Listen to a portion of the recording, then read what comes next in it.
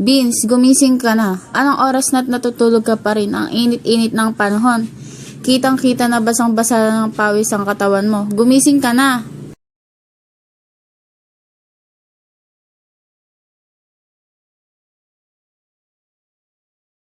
Napakaingay naman ng manok na yun.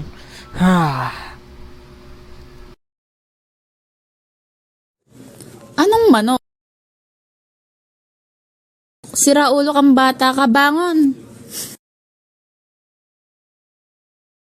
Kahit napakainit ng panahon, parang ang sarap pa rin magkape.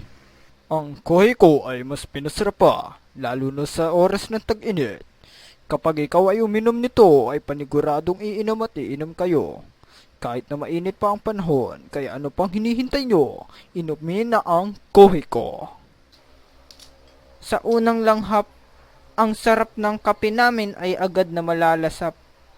Kahit ikay pawis, panlasa nyo ang aming nais. Hindi man maibalik ang kahapong nagdaan, sa kape namin ay masasarapan. Kahit tag-araw, sa aming produkto ay hindi ka mauuhaw. Huwag ka nang umasang may pag-asa ka sa kanya, dahil sa kape lang namin ay papasayahin ka. Hanggang dito na lamang, na parang kayo ay parang wala lang. Sana ay napasaya namin kayo, di tulad ng ginawa niya sa'yo.